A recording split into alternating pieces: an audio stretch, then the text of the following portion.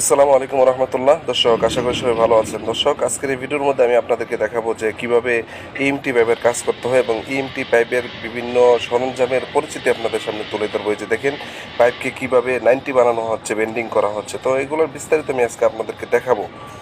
তো এই হচ্ছে 90 বানানোর জন্য বা ব্রিজ বানানোর জন্য যেটাকে বেন্ডার বলা হয়ে থাকে।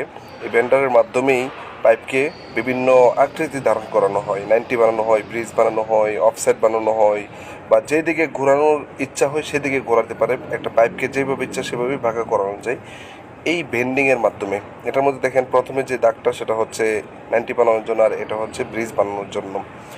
তো এইগুলো যদি আপনি সরাসরি দেখেন তাহলে বুঝতে পারবেন। এটা হচ্ছে ইএমটি পাইপের যে বক্স, অর্থাৎ এই বক্সগুলোর থেকে পয়েন্ট নামানো হতে পারে, অথবা এই বক্সগুলোকে ব্রিজ পোল বক্স হিসেবে ব্যবহার করা যেতে পারে। আর এটা হচ্ছে আপনার ক্লাম বা শেডেল, যার মাধ্যমে দেওয়ালের সাথে বা সিলিংয়ের সাথে আটকানো হয় পাইপকে। এটা হচ্ছে কাপলিং বা কাপলার, যাই বলে থাকেন কেন, দুইটা পাইপকে একত্রিত করার জন্য, মাঝখানে জোড়া দেওয়ার জন্য এটা ইউজ করা হয়ে থাকে। এটা হচ্ছে কানেক্টর, আমি দেখাচ্ছি আপনাদেরকে বক্সের সাথে মিলিয়ে। এই কানেক্টরটা মূলত হচ্ছে একটা বক্সের মধ্যে যদি আপনি সরাসরি পাইপ দেন তাহলে পাইপটা মজবুতভাবে আঁকড়ে ধরবে না। কানেক্টরের মাধ্যমে যখন লাগাবেন তাহলে এটা ভালোভাবে লেগে থাকবে এবং কখনোই ছোটার সম্ভাবনা থাকবে না। তারপরে এই যে দেখতে পাচ্ছেন, এটা হচ্ছে ফ্লেক্সিবল কানেক্টর, অর্থাৎ ফ্লেক্সিবলকে যখন বক্সের সাথে কানেক্ট করবেন বা কোনো কিছুর সাথে কানেক্ট করবেন, তখন এই কানেক্টরের মাধ্যমে যখন দিবেন তাহলে এই ফ্লেক্সিবলটি ভালোভাবে লেগে থাকবে, কারণ ফ্লেক্সিবল স্প্রিংয়ের মতন থাকবে।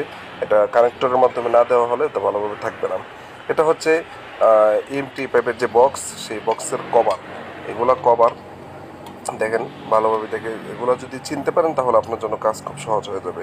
এই সবগুলো সরঞ্জাম যখন আপনি চিনবেন তখন আপনার জন্য ড্রয়িংটা প্রয়োজন। ড্রয়িংটা যদি ভালো করে বুঝতে পারেন তাহলে আপনার জন্য কাজ করা খুবই সহজ হয়ে যাবে। আপনি বুঝতে পারবেন যে পাইপটা কোন দিক থেকে কোন দিকে নিয়ে যাবেন। পরবর্তীতে আপনাদেরকে বোঝাবো ইনশাআল্লাহ।